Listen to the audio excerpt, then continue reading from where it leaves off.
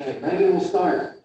So one of the main things I understand and once I laid it all out is at the end of the day, I felt like intensity was really the major thing. And so the duration of the exercise will really determine the intensity because if you're doing something very intense, you can do it for very long. And the type of exercise will also determine the intensity, like that determines the intensity. And so when it comes down to intensity, you transfer from more anaerobic to aerobic, anaerobic, depending on pyruvate and the mitochondria and the amount of pyruvate that's being created. And so depending on how intense how much pyruvate you're creating, and your goal is to have the mitochondria to use that pyruvate will determine which pathway.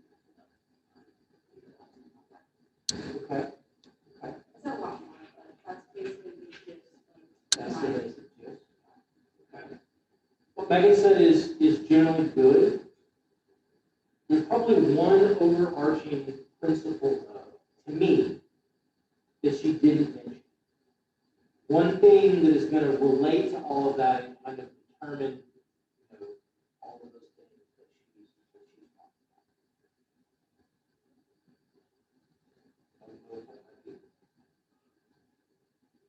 I kind of talked about muscle glycogen and how it was used. Okay. Glycogen. Yeah, and then how it's important for endurance exercise, and obviously it's important for intensity as well because the higher the intensity, the more glycogen you're going to use, and the longer you're going, you can the glycogen will last longer. Okay. So I kind of wrote that into it as well, because it also then determines which pathway you're going to use, and then if fat comes into play, if you triglycerides. I don't know. I just kind of went off into a That's okay, right? So how does glycogen use fat pathways?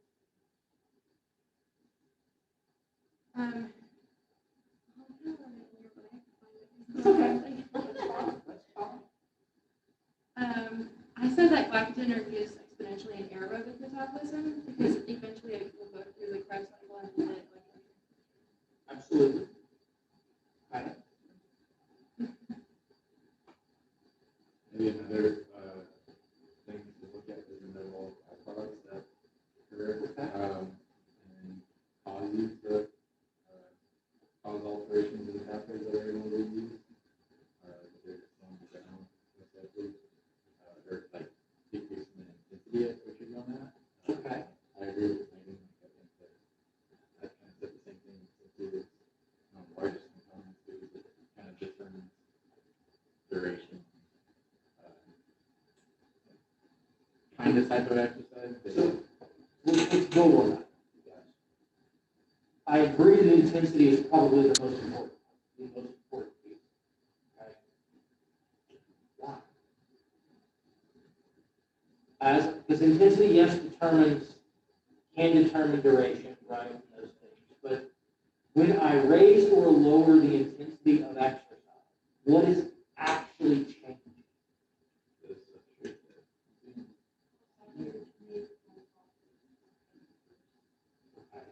So, not so much the part of that, but if I'm having to form the cross bridges and unform the cross bridges, or more of the power, what is that change?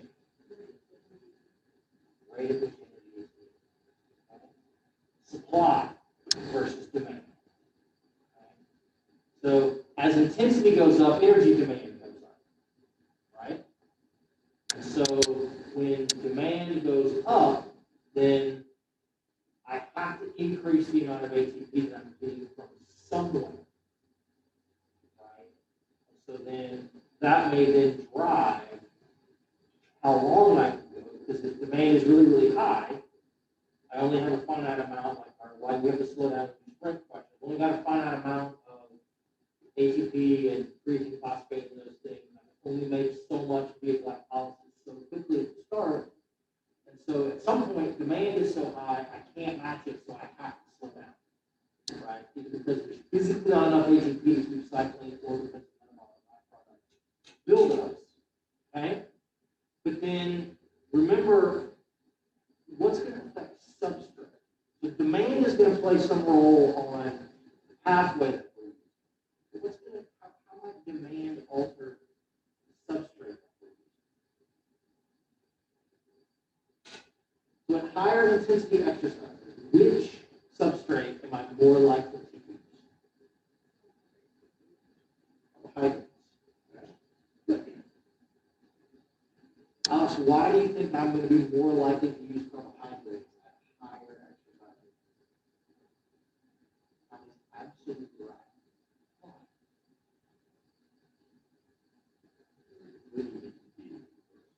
Hmm?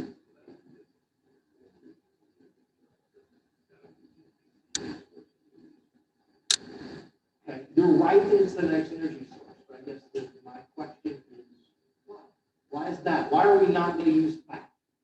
Why are we going to use carbohydrate more so than fat? Fat takes longer. Very good. I get more energy from fat, but it takes longer. Why does it take longer? Okay, what is that one step? Remember Jacob? Jacob, can you help her out? She's absolutely right. What is that one step?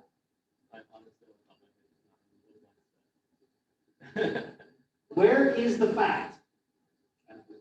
Adipose tissue. Okay?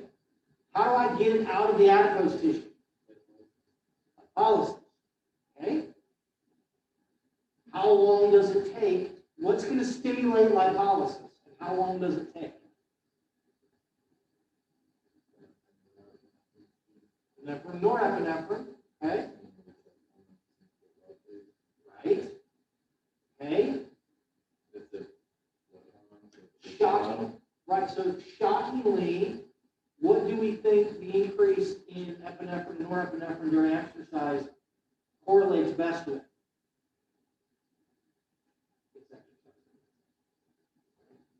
So we don't use fat because it's slow. We don't have that much. You got to break it down from adipose tissue. Plus, it requires more steps. And so we're going to get more energy, but it's actually slower, of course, to use it. And you can think about this from an evolutionary standpoint. Anybody see the video of the dude like having to walk backwards like down the mountain away from the freaking mountain lion? You know, if I got to fight or flight on that mountain lion, I don't have time to wait around for half an hour to mobilize some adipose tissue so that I've got some substrate so I can make some ATP. I need to believe you right now. Anyway, so that's going to do those things. What about duration? Why would duration change? Why might duration change the pathway that I'm going to start with that? Here's what do you think? I mean, kind of like we've said with further duration and intensity, they're kind of connected, and as time goes on, your body burns up, like, run out of ATP, I guess. Okay. So which substrate do I tend to use more of the longer that I go?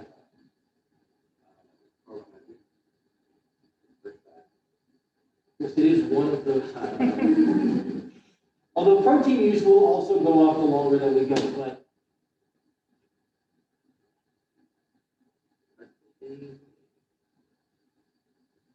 The longer we go, the more that's right, more fat we're going to use. Very good. Okay. Why, if I'm jogging at the same pace for an hour, why once I clear 30 or 45 minutes, my fat use is going to start to go up? Ryan, you got it this time? Because I literally wrote it down because of the epinephrine that stimulates and That's right. See, so it takes time to mobilize the fat. And so then when there's fat available, that's good because then that means we don't have to use carbohydrates. We can use the fat, we can get the energy. It's all about supply and demand. Okay?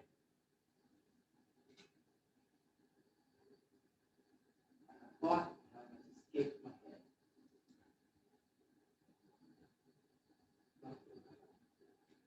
So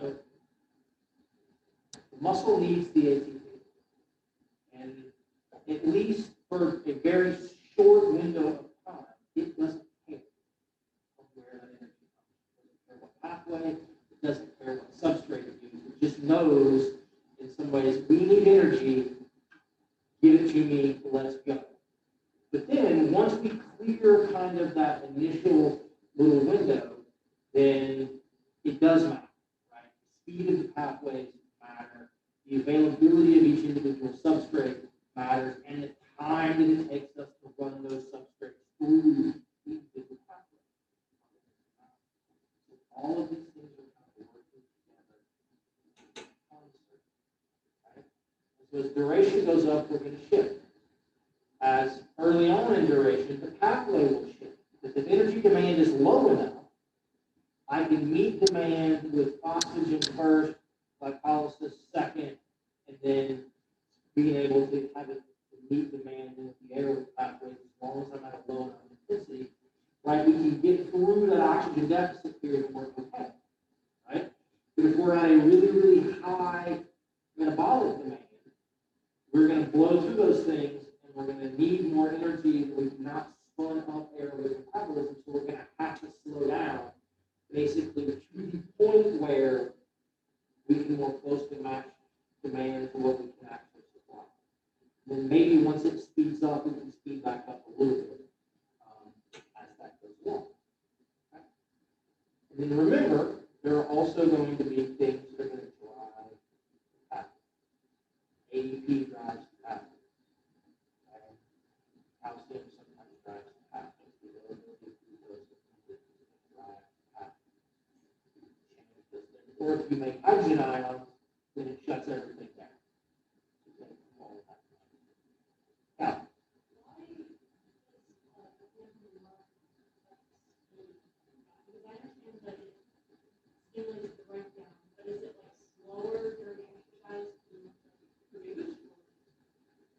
So maybe the way that I sort of explain that the epinephrine or epinephrine has no effect on the speed that sort of lipid is going to move through the oxidation.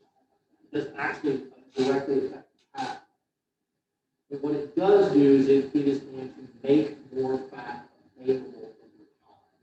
Because it takes time, one, for epinephrine to increase, and two, for it to stimulate the hormone sensitive lipase to get the brain, and then get into the bloodstream, and get taken up into the muscle. So there's some lag to all of that. So that's why that's going to be.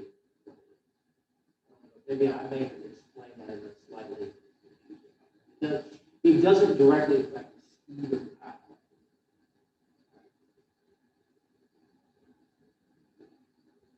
What else we got?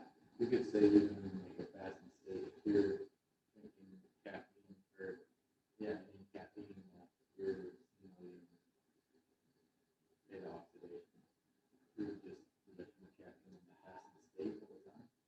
So, yes. There's some evidence that caffeine mimics sympathetic nervous system function, and that caffeine consumption may lower RER.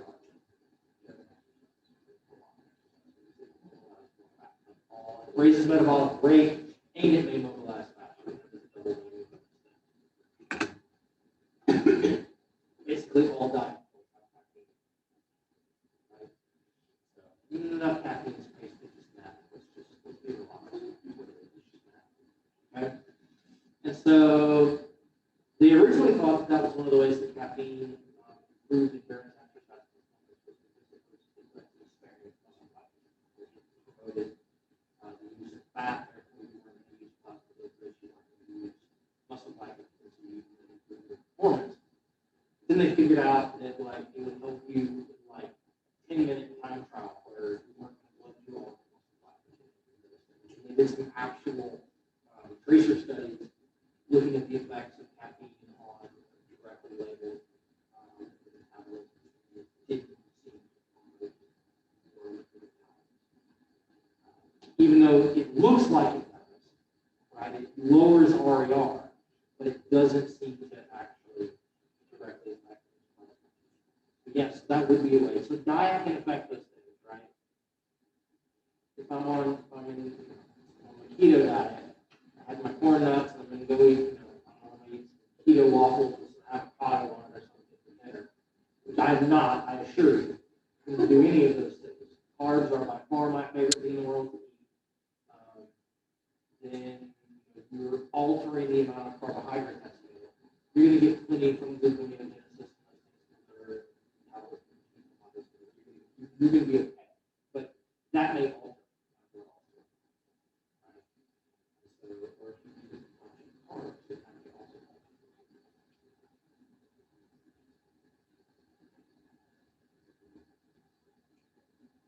What else we got? So this is kind of like similar, but this is just like kind of like another question to add on to that. So like 2 years ago, I was prepping for the heat. My coach wanted me to take the fat burner when I was fasting. And is that kind of why? Because of the caffeine? In some ways, yes. One, it's going to give you more energy, probably, than you were in a fasted state. Already fasted. So when you are fasted, that also stimulates the breakdown of adipose tissue, right? Glucagon and cortisol is less than that breakdown. When you dump the caffeine on top of that, you're getting more of a double whammy. The problem with that, though, is that yes, you do those things, but you're in some level of caloric deficit. So even if you're mobilizing the free fatty acids, you're just going to burn up whatever your caloric deficit is. The rest of it can get put back in, basically, at the end of the day. So, you know, it's just how you get a little bit of extra out of it.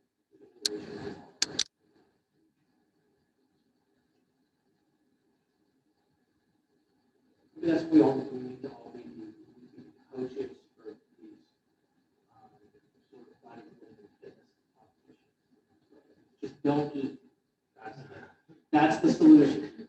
Don't eat. Have a salt pillar forward. Let's dehydrate you.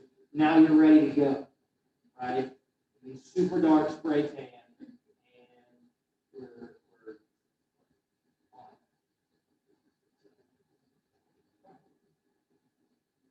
I think if you look bored. Are you bored? No, I just don't have my glasses on, so like they get plugged up when I wear this mask. So like my eyes Just that mask?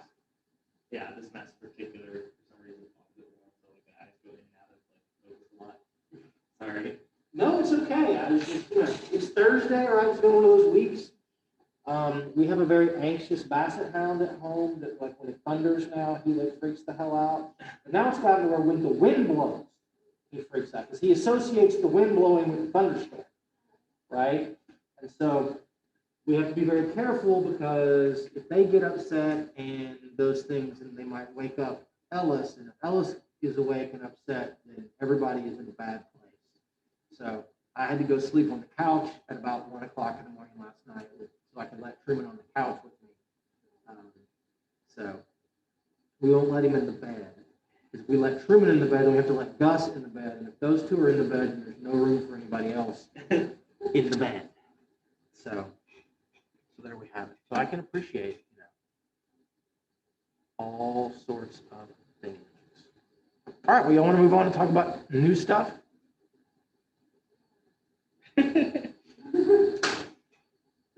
Okay. Not everyone be excited at once.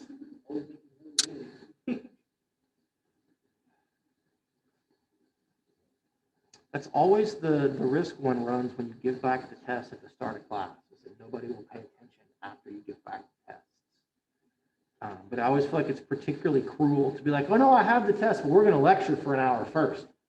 Then I'm going to give them to you. So, all right, let's look at the cardiovascular system. Look, Keldon, if I'd thought about this, I just would have gotten a picture of you.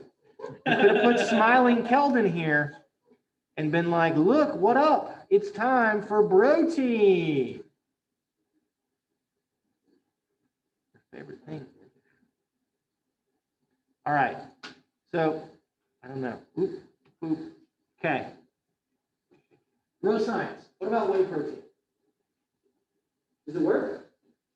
We all know Keldon has a giant bag of it. He's working his way through. I know several of the rest of you have taken it. Does it actually work? Does it do it?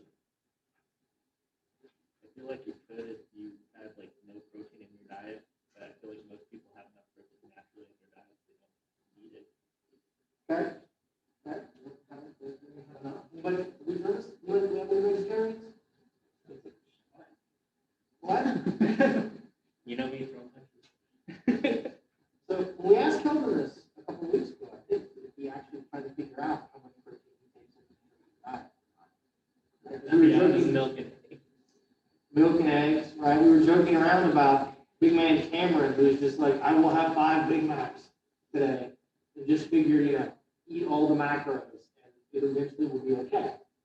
So this is very, very popular, probably the most widely consumed dietary supplement. You can argue if caffeine is really a dietary supplement. Caffeine is the most widely used drug in the entire world.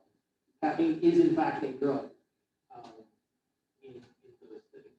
So let's look at the actual effects of some things.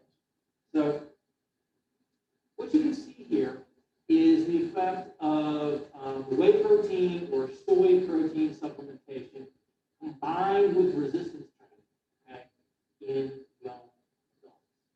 And what you can see here is we have lean tissue mass. This is assessed via DEXA, I believe, in the whey protein group, in the soy protein group, the placebo group. I feel like this was 12 weeks of resistance training, like 3 days a week, something like that. Pretty standard type of stuff. And what you will note then is that everybody, maybe it was just 8 weeks, everybody got a little bit bigger, but our whey protein and our soy protein groups got just a tiny bit bigger than our placebo group. And so my question is this much of a difference in the training response worth whatever we're paying for our giant freaking thing of protein? Ron, you say no? It's not to you? Not to me. The only time I ever used whey is if I didn't have enough protein in my diet. Okay. Now, remind me, Phil, is yours whey? Yours is casing. Slow release. We would see the same thing with casing. Do I have the other one here? Okay, I don't. So, right, like you look at all of this and you think, is this worth it? Well, maybe, right? I mean, it's better. There's evidence that's better. But, it's just kind of this weighing the pros and cons of, is that small extra amount going to be important? I'm doing some kind of competition. Maybe that little small extra 2% or whatever really is going to matter, right? From a size or appearance standpoint, depending on what my competition is. Maybe it matters from a strength standpoint or something else. So we just need to be informed. And I'll show some stuff later when we get into resistance training. These findings here are much more consistent. And we'll say, man, and underwhelming in comparison to the, you go and work out today, and we then give you protein after you've worked out, or we don't give you protein after you've worked out. Look at the changes in protein synthesis. I give you protein after a workout, or if I just give you protein in general, and we get these like 200% increases in protein synthesis. So you think, man, this shit works. Look at this. This is great. And then you take it for 8 weeks, and you're like, okay, I got 1% bigger than the person that didn't take it. Okay?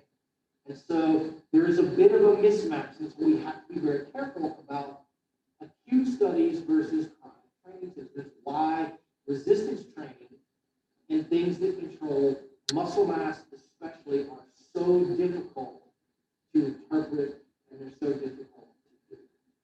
Right? Because, maybe what if our placebo group was actually eating some protein? Maybe they wouldn't have gotten anything and they were eating some protein. Maybe my whey and my soy group were working out more than outside of cellular. There's all these little things that we have to try to control. Whereas you do a one-shot study where it's like you come in, I make you these plots, then we give you protein, and we measure your synthesis rates. Much more experimental control. You see these giant changes. Everybody thinks, oh, take the protein, you're going to get huge. Probably not. Right? And so it is a difference and it is real, but is it enough? The answer is that's kind of the first one. At least to me, it's the first one. I would probably say more so just at elite levels because that 1% may make or break it. But average Joe is probably not. Right. We go over, it's Thursday. What are the bros doing next door tonight? Like whatever they're doing, they're probably taking their protein. Like what are they, those dudes and ladies, whatever they're doing, what are they, does it really matter? Like are they really going to need, whatever from all of that? It's probably not worth it for them. I was, an elite athlete, or if I was even just any kind of an athlete on any kind of competitive sports team, and I cared, then maybe. I mean, maybe we was in the bros were like, dude, intramural basketball is coming. Well, it's probably not. Is it? They have 8 intramurals? I think it's like horseshoe. Okay. Horseshoes, tennis, right? Okay. So maybe, brats get after each other like football, I tell you. So, maybe it matters to them. But that's kind of where some of the misconceptions. So I always seem a little less than enthused about pretty much any kind of supplementation. This is a lot of reasons why. When we look at the chronic consumption of this, it's really underwhelming.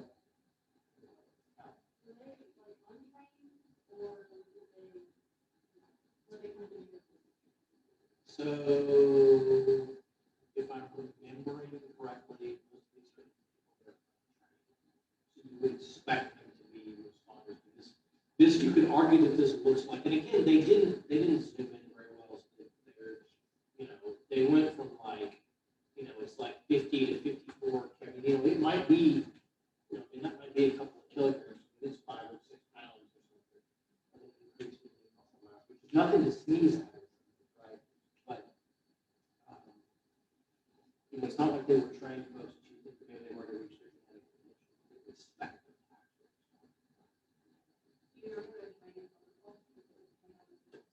to. I do not. We could go get the paper. If that is of interest to you, that would be. Do you have thoughts on what what are you thinking about the protocol? I just want to know what it is, what my opinion is. Okay. Like that could also affect it. Oh yes, and that's why resistance training studies are so hard. Because it's almost impossible to sort of compare with the next. Every group of participants is a little bit different. Okay, with our limited amount of time, Alex, Jacob, who's teaching? I told you guys y'all were gonna do this. Alex is like, no, it's Jacob. I can try. No, it's okay. It's okay. I won't put you guys on the spot. There's a PhD level class. So the next thing we're going to talk about is obviously the cardiovascular system. That's what I'm putting in the brief cardiovascular lab. And so a very brief outline will function a lot like the neuromuscular system. We'll talk some about structure. We'll talk some about function of those structures at rest and during exercise. We'll talk about circulation, so kind of how are we and where are we moving blood around in the body. We'll talk about the control mechanisms of circulation and of this function at rest and during exercise. And then at the very end, we'll do a little bit on O2 transport. So we'll talk about blood and hemoglobin and oxygen on hemoglobin. Okay, so let's do this. Okay. As an overview, in a very general sense, the cardiovascular system, and I'm sorry to tell you this, guys, the cardiovascular system, while it is amazingly important, when it does not function, you die. Right? Like the leading cause of death in the civilized world is cardiovascular system. When the cardiovascular system doesn't work right, you die. Right? You can make an argument that most of its functions are going to serve to support other physiological systems. Okay? So when it doesn't work to support those systems, then the brain dies, right? Or it doesn't support itself, so the heart doesn't get enough, and then the heart, anyway. So but it mostly, it does what it does, and its job is to then carry stuff to other places to help those tissues function, to bring substrate or hormones or oxygen to muscles to allow us to move, or to bring things to the brain to allow proper brain function, or to help us with immune function or thermoregulation or a whole host of things. Okay? So keep that in mind, because in many ways, virtually all bodily functions depend in some way on proper function of the system. Okay? So while it is not in some ways directly the thing that moves you during exercise, if it doesn't work, then you can't supply energy to your muscles to generate force. So play a very, very large role in exercise and performance, especially during aerobic dominated exercise, distance-related exercise. Right? As such, we're going to see lots of kind of very large and significant adaptations that are going to occur in exercise. Okay? Things are going to change with the heart, with the blood vessels, with the blood, there's a lot of adaptations. When you stress this system, it will adapt and it will respond in positive ways, which is good. Because in a lot of people, it's messed up. If it just gets them to get off their ass and exercise, it will be very helpful. Says the guy that hasn't exercised like a week and a half. So, all right. So you don't have to memorize this, but this is just kind of an overview. We're going to focus very much so on delivery, the delivery portion of the function, a little bit on maintenance of body temperature, a little bit on removal, really not very much on transport. It has these wide-ranging and very varied functions. Again, all of which are going to support other tissues. There are three primary components that we're going to spend a lot of time talking about. We'll talk about the heart, we'll talk about blood vessels, and we'll talk about blood. Which appeals to me, I feel like blood is the forgotten little child, the forgotten little brother, the little sister of the cardiovascular system. There's some really interesting adaptations that take place with things in the blood. If you have problems in the blood, then that can lead to having a heart that works well, or having blood vessels that are going to function correctly. If the blood's not doing what it's supposed to be doing, these two things will be doing. Okay, so we're going to start off with the heart. Yay, there's the heart. Okay. Learn it, know it, love it. Dad joke, right? Love with your heart, love your heart. Yeah. All right. I got to work on those. So, you guys don't have to know really any of the anatomical structures in the heart. I don't care that much. I would like for you can borrow an anatomy book and look it up if you want to. I do want you to know and be able to kind of trace blood flow through the heart. Understand that blood from, I'm going to call it systemic circulation. The blood that is out in the body somewhere is going to return to the heart through the veins. It's going to come through the superior vena cava, and it's going to dump itself into the right atria, and into the right ventricle. And it's going to leave, and it's going to go off the lungs. It's going to come back on the left side, left atria, left ventricle. It's going to come out. It's going to leave. So I do want you guys to know the four chambers, the two sides, and the general movement of normal flow of blood. Okay? We will spend the vast majority of our time when we talk about cardiovascular function really focused on the function and what is happening over here in the left ventricle. Okay? Just assume that if it's happening in the left ventricle, it's already happened in the atria, it's already happened in the right. Okay? It is going to be our representative chamber of the heart. I also want you to know that blood that is entering in on the right side of the heart, from the venous system, is going to have relatively lower amounts of oxygen and relatively higher amounts of carbon and metabolism. Carbon dioxide, then blood that is entering into the left side and leaving out the left side. Okay? We will talk about pulmonary function and how we're going to take the blood that has not that much oxygen and more CO2 in it, and then get oxygen from the air across the lung into there, give up the CO2, and come back. But I do want you to know kind of those that will come up and give you the right? You don't have to know how many flaps are on the valve. You don't have to know what these things down here called chordae tendineae are useful for, right? It's okay. It's not that flaps. We need you to know enough so that we can at least talk about the left ventricle and the ventricular walls and talk about how those react. Good? With me so far? Okay. So, cardiac muscle. The heart is made up of cardiac muscle. Cardiac muscle under a microscope looks almost identical to skeletal muscle. It looks just like skeletal muscle because it is striated, and so its sarcomeres are going to exist and they're going to have their active myosin lined up.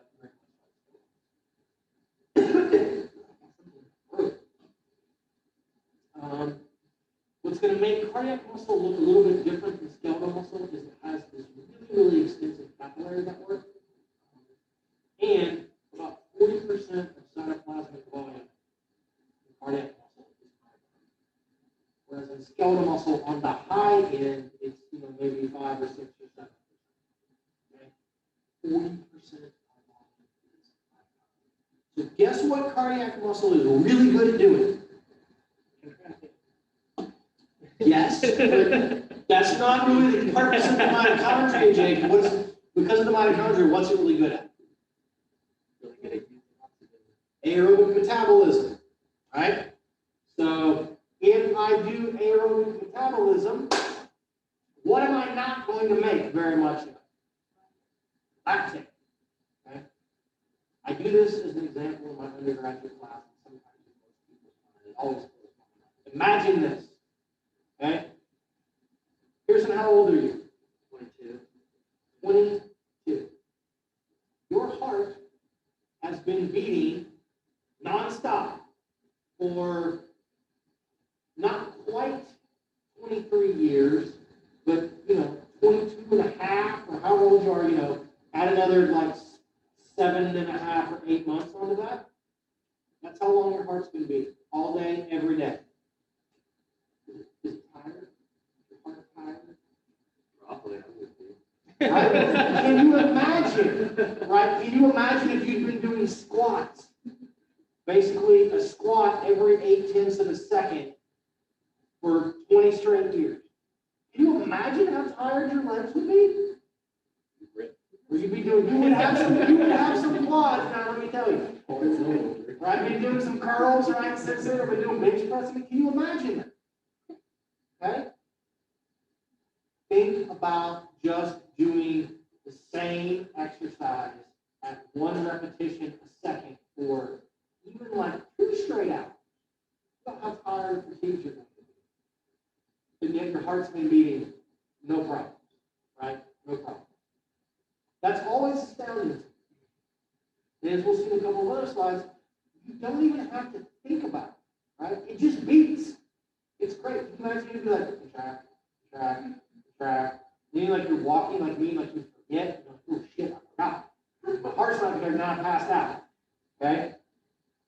Did I tell you guys that when I went to run one day last week and I saw a girl looking at her phone and she walked into a street sign? I felt bad for her, but I was walking and then she kind of looked around and was trying to like play off, and I was like, you just walked right into like the street sign. And she was just, you could see it coming. I was like, no! But she had her headphones in, she was just looking, I'm sure, at Instagram, or I don't know what she was doing, something. Right into it.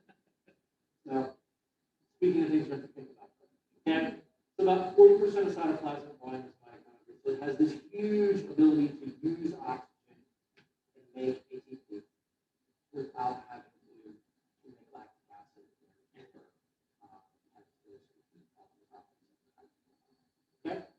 or when this fails us is because we have a lack of blood flow and you're going to have a heart attack.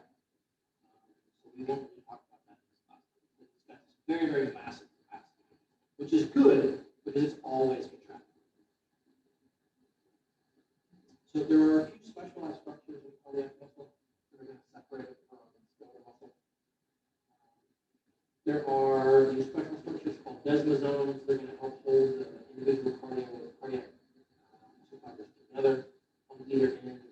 There are going to be these gap junctions, which are basically pillars from one cell to the next as they move rapid action transmission across the heart. These two things occur at these places called circulating disc, which is where okay. So this is just a cartoon showing kind of what those things look like. All this kind of surface area is going to get locked in together. We need these cardiac fibers to be very, very tightly packed, very tightly connected because of the way that we choose to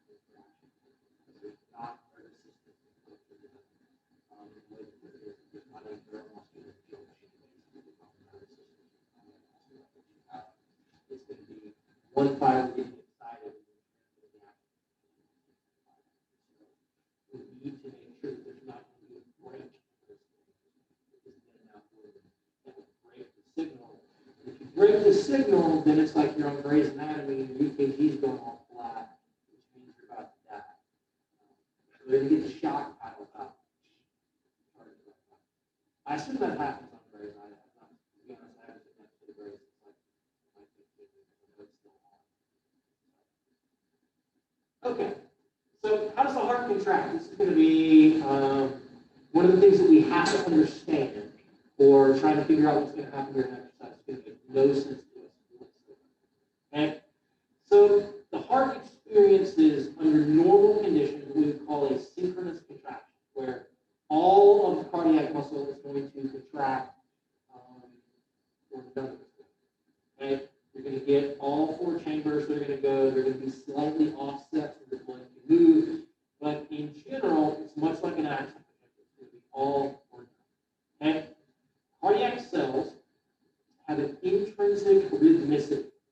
So that intrinsic rhythmicity means that they will, if left to their own devices, they will spontaneously generate their own action potentials that will initiate cardiac muscle.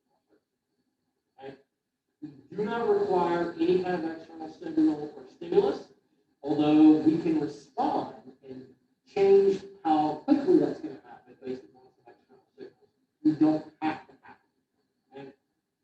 So this process of the heart generating its own action potentials so that it can contract is collectively called the cardiac conduction. This process by which it spontaneously generates things is called autoconduction. Okay? We'll go through the different components of how this works.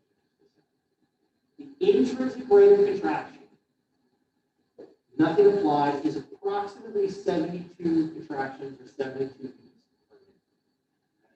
So it's about 8/10 of a second, or 8.2. 8.2. It's about 72 beats per minute. What you guys will see though is that this can change based on a whole host of things. We could ask Alex in a chair to sing for us.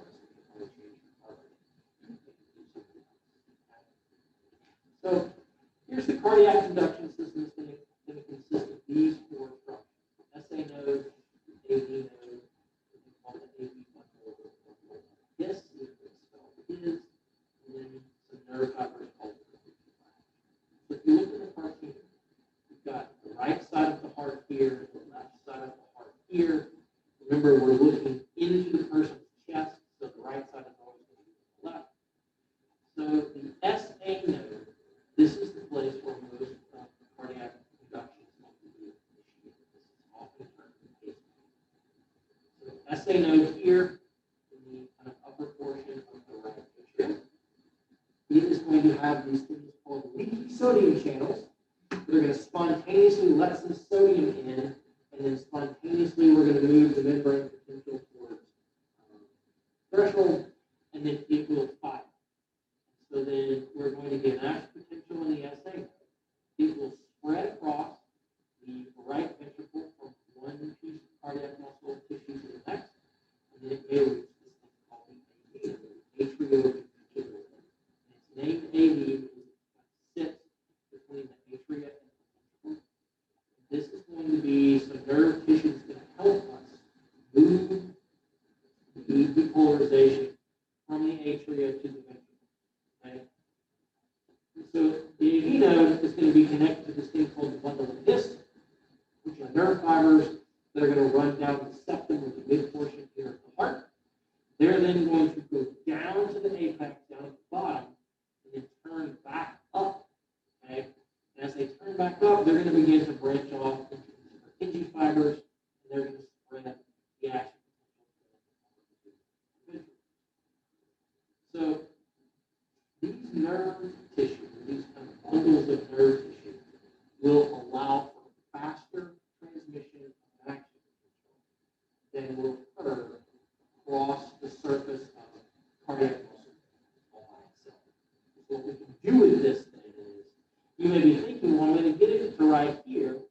Am I not going to get some direct jumping from the atria down here to the ventricles? We might get a little bit,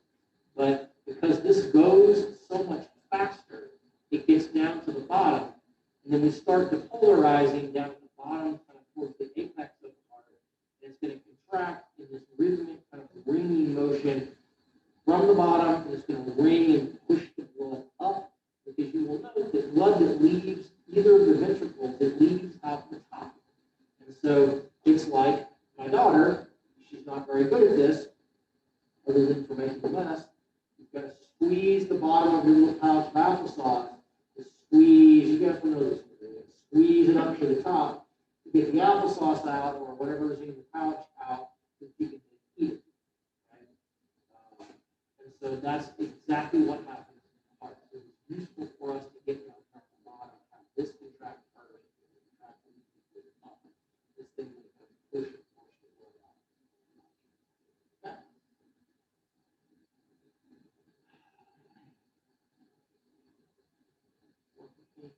We'll stop. This is fine. We will pick up with this, and we'll have our quiz on this next Tuesday. So your test corrections, if you choose to do them, will be next Tuesday. I have not recorded your grades. So unless you have to give me your test back, otherwise you're giving this to me.